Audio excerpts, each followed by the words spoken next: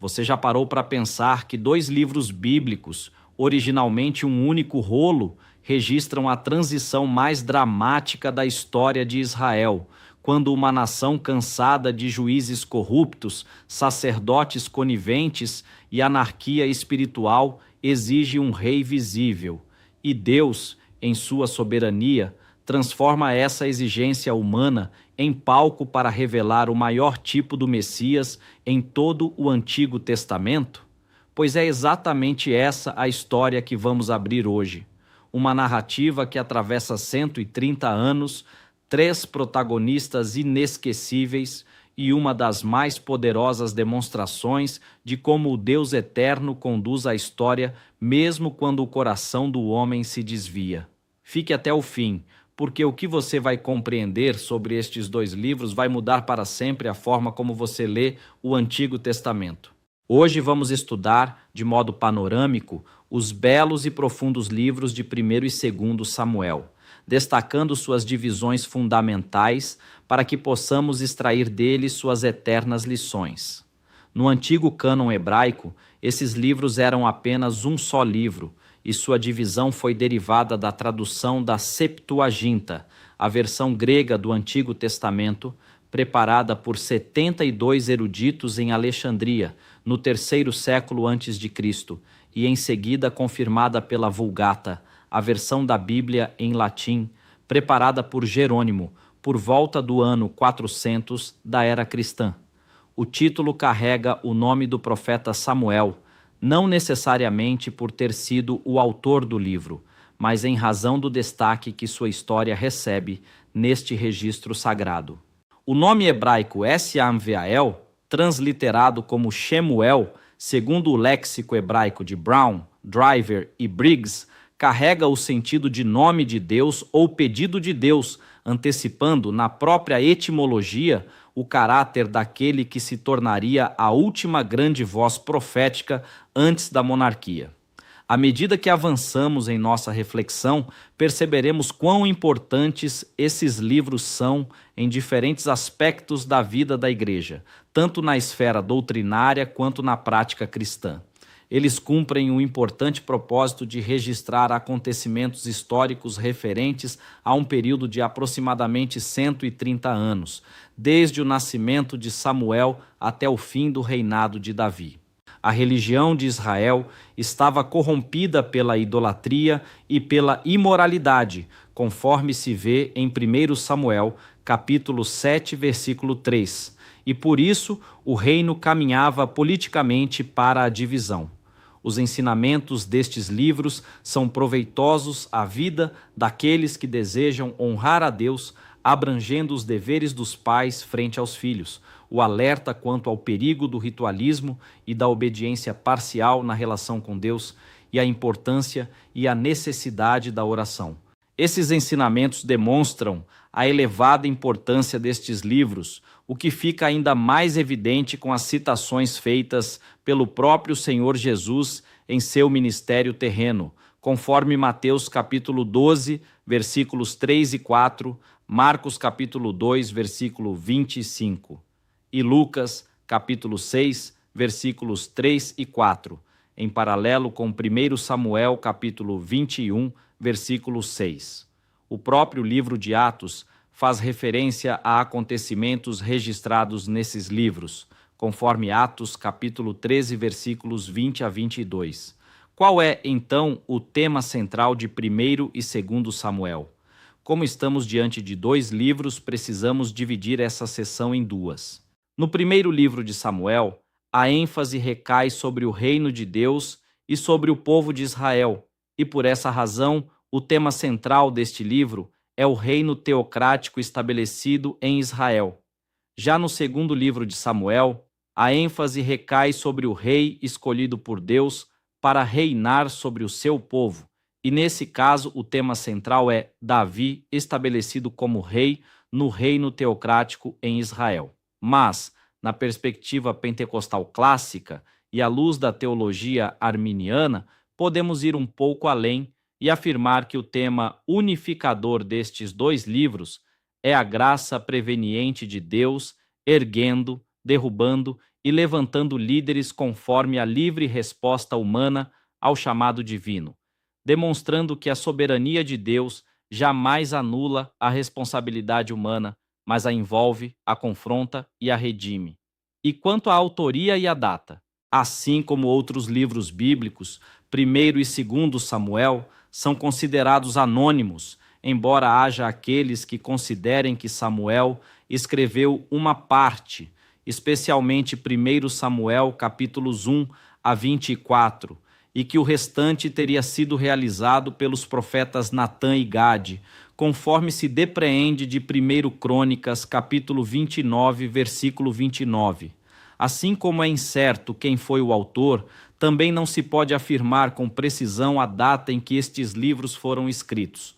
Há, porém, indícios a respeito, conforme as palavras de William Tillman Purkiser, no ano de 2012, página 175.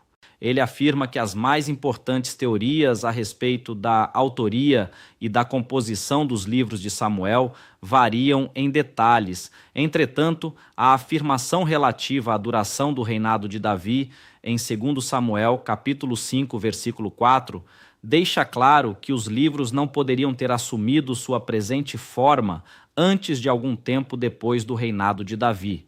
Referências ocasionais a condições ou marcos existentes até o dia de hoje, conforme 1 Samuel, capítulo 5, versículo 5, capítulo 6, versículo 18 e capítulo 27, versículo 6, parecem apontar para uma data posterior à época de Salomão, mas anterior ao exílio babilônico, provavelmente para o período da monarquia dividida entre os anos 931 e 721 a.C. Conhecidas a importância, o tema, a autoria e a data, voltemo-nos ao objetivo destes livros sob dois aspectos. O primeiro é o objetivo histórico, o segundo é o objetivo teológico. De acordo com Turner, no ano de 2004, página 126, o primeiro livro de Samuel tem sido chamado de o livro da transição, em virtude de sua função de mostrar o início da história da monarquia, seus desdobramentos e o papel dos profetas nesse processo, dando início à linhagem profética em Israel.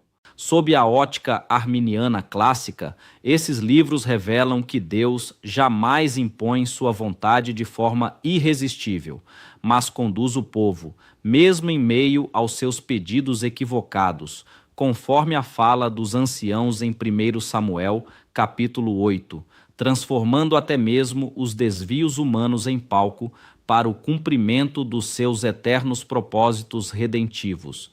Já do ponto de vista teológico, Purkiser nos oferece um ótimo resumo ao afirmar que a verdade tão bem ilustrada nestes livros é que a história realmente é a sua história, ou seja, a revelação dos atos poderosos de Deus nos acontecimentos humanos, a fim de recompensar a retidão e punir o pecado.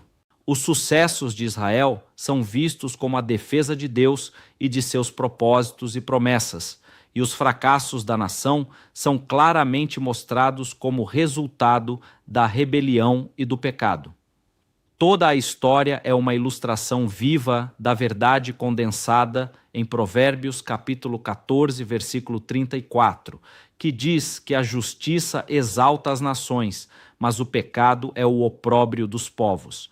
Vamos agora ao esboço destes livros. 1 Samuel pode ser dividido em 3 grandes movimentos. O primeiro é Samuel, apresentado como o último dos juízes. O segundo é Saul, ungido como o primeiro rei de Israel. O terceiro é Davi, apresentado como o rei modelo de Israel. Faremos uma análise panorâmica. A primeira parte é o nascimento e a consagração de Samuel. Os pais de Samuel eram da tribo de Levi, conforme 1 Crônicas, capítulo 6, versículos 33 a 38, e sob a influência do exemplo que teve em casa, especialmente da fé heróica de sua mãe Ana, cujo nome, Haná, transliterado como Xaná, carrega o sentido de graça, Samuel pôde desenvolver um forte e puro caráter. Ele nasceu e foi sepultado em Ramá, que distava cerca de 10 quilômetros ao norte de Jerusalém. Como profeta, foi o fundador de uma ordem de profetas. Como sacerdote, ofereceu sacrifícios levantando-se contra o sistema corrompido instaurado em Israel. E como juiz, foi o último dessa linhagem, tendo como missão principal organizar o reino. Aqui se vê o fracasso de Eli, cujo nome Eli significa altura ou elevação, e que, embora tenha sido homem piedoso, cometeu o grave erro de não corrigir seus filhos Hofni e Fineias, que incorreram em pecados gravíssimos. Esse contraste entre Eli e Samuel já antecipa o tema teológico fundamental de toda a obra, que é a substituição daquilo que se corrompeu pelo que Deus levanta segundo o seu próprio coração. A segunda parte é o pedido por um rei e a unção de Saul. Argumentando que Samuel havia falhado frente aos erros de seus filhos, os anciãos de Israel pediram um rei para que governasse sobre Israel. Contudo, a verdadeira motivação estava no desejo que o povo tinha de se assemelhar às outras nações. Saul, cujo nome Shaavo, transliterado como Shaul, significa pedido ou aquele que foi pedido, era filho de Quis, da tribo de Benjamim, e foi o primeiro rei de Israel. A monarquia já havia sido prevista conforme Gênesis, capítulo 17, versículos 6 a 16, capítulo 35, versículo 11, e Deuteronômio, capítulo 17, versículos 14 a 20. Mas o pedido do povo por um rei demonstra que Israel havia perdido a confiança incondicional e irrestrita em Deus. Aqui se manifesta uma das mais belas evidências da teologia arminiana clássica, pois Deus, mesmo discordando da motivação do povo, respeitou a decisão livre dos anciãos e atendeu ao pedido, demonstrando que a soberania divina não anula a responsabilidade humana, mas a envolve. O reinado de Saul foi encurtado porque ele violou o princípio da obediência em dois momentos. O primeiro, quando Samuel demorou para sacrificar e Saul sacrificou em seu lugar. O segundo, quando Deus ordenou, por meio de Samuel, que Saul lutasse contra os amalequitas até os exterminar. Mas Saul, contrariando esta ordem, poupou a vida do rei daquela nação. Como resultado, o Espírito do Senhor se retirou de sua vida, e o seu envolvimento com a feiticeira de Endor foi preponderante para a sua queda final, conduzindo-o ao suicídio. Aqui aparece uma lição central da teologia pentecostal clássica, pois ninguém é destruído espiritualmente de maneira repentina, mas gradativa e paulatinamente, conforme advertem os textos de Êxodo capítulo 22, versículo 18, Levítico capítulo 20, versículo 27, Deuteronômio capítulo 18, versículos 10 a 14 e 1 Crônicas capítulo 10, versículo 13. A terceira parte é a unção de Davi e sua ascensão. Davi, cujo nome David significa amado, foi ungido em particular na presença de seus irmãos pelo profeta Samuel, mas o episódio com Golias foi o início da confirmação divina de forma explícita, tanto para o próprio Davi quanto para o povo. A relação de amizade entre Davi e Jonatas foi promovida pelo próprio Deus, para o cumprimento do propósito de apresentar e confirmar o reinado de Davi, além de preservá-lo por ações protetivas de Jonatas diante dos ataques de seu pai Saul. Esse arco narrativo mostra que Deus levanta líderes mesmo nos lugares mais improváveis, pois Davi era o 8º filho, pastor de ovelhas, esquecido pelo próprio pai no momento da unção. A graça preveniente, doutrina central do arminianismo clássico, encontra aqui uma de suas mais poderosas ilustrações narrativas. Chegamos ao esboço de 2 Samuel, livro cuja introdução serve como continuação do anterior e cuja ênfase recai sobre o reinado de Davi. Assim como 1 Samuel, este livro pode ser dividido em 3 partes. A primeira é a ascensão de Davi, a segunda é o fracasso de Davi, a terceira é os últimos anos de Davi. Nos 10 primeiros capítulos, somos colocados diante do processo que Deus usou para apresentar Davi como rei sobre seu povo. Davi assumiu o reinado de maneira gradual, Assim que Saul morreu, a tribo de Judá o elegeu como seu rei, e por causa disso ele estabeleceu residência oficial em Hebrom. Aos 30 anos de idade, passou a reinar sobre Judá. Por outro lado, Isbosete, filho de Saul, começou a reinar sobre Israel, causando uma guerra civil que durou 2 anos. Com a morte de Isbosete, Davi foi eleito rei de todo Israel e buscou a consolidação do reino. Com o favor divino, pôde alcançar êxito, estendendo o reino conforme Deus havia prometido a Abraão, em Gênesis capítulo 15, versículo 18. A segunda fase é o fracasso de Davi, registrado nos capítulos 11 a 20. Como muitos têm dito, o erro de Davi começou quando optou por ficar em casa, ao invés de ir à guerra. Esta atitude deixou Davi vulnerável para cometer o gravíssimo pecado com Batseba, mulher de Urias, o heteu, levando-o a outros erros graves. Davi foi repreendido pelo profeta Natã, e uma das palavras de Deus foi que a espada não se apartaria de sua casa, e isso de fato aconteceu. Sua filha Tamar foi violentada por seu irmão Amnon, o qual foi assassinado por Absalão. As mulheres de Davi foram violentadas publicamente, trazendo-lhe grande sofrimento.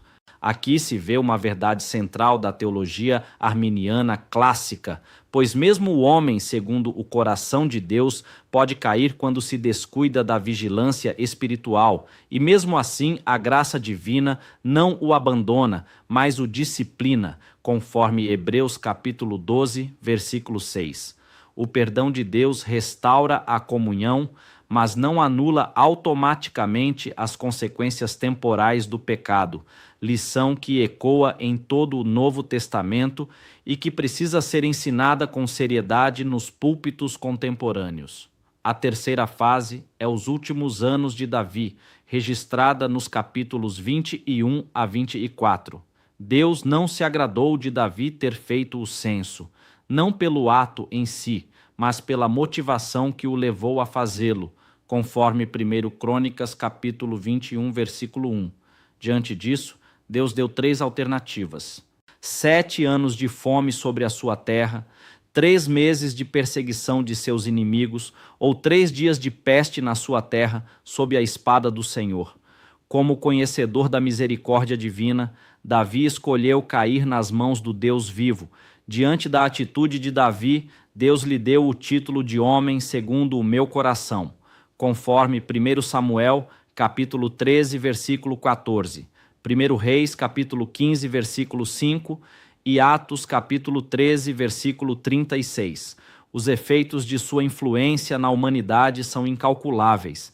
Davi, mais que Saul, foi o fundador da monarquia judaica. Dos 150 salmos, 73 são atribuídos a Davi como compositor e são cantados por toda a cristandade por séculos, alimentando e revivendo a sua espiritualidade. Davi formou um dos elos da cadeia dos ascendentes daquele que se chama o Filho de Davi, ou seja, o próprio Cristo, conforme Mateus, capítulo 1, versículo 1. E é aqui que tudo se conecta. Os livros de 1º e 2º Samuel não são apenas o registro de uma transição política, são a profecia viva de que o verdadeiro rei ainda viria. Saul representa o rei segundo a vontade humana, alto, forte, visualmente imponente, mas espiritualmente vazio. Davi representa o rei segundo o coração de Deus, imperfeito, falível, mas profundamente arrependido e dependente da graça. E Cristo, o Filho de Davi, é o Rei eterno, perfeito, sem mancha, no qual se cumpre cada promessa feita à casa de Davi em 2 Samuel, capítulo 7, o chamado Pacto Davídico, que aponta diretamente para o reino messiânico anunciado em Isaías, capítulo 9, versículos 6 e 7, e cumprido em Cristo Jesus. Estes livros são a prova de que o Deus eterno levanta líderes, derruba orgulhosos, restaura quebrantados e conduz a história em silêncio e em poder rumo ao cumprimento final do seu plano redentivo. Se este estudo abençoou a sua vida, deixe o seu joinha aqui embaixo. Escreva nos comentários qual personagem de 1º e 2º Samuel mais te marcou e por quê? Compartilhe este vídeo com alguém que precisa ouvir essa palavra hoje e se inscreva no canal ativando o sininho das notificações para não perder nenhum dos próximos estudos. Que o Senhor te abençoe ricamente. Até o próximo vídeo.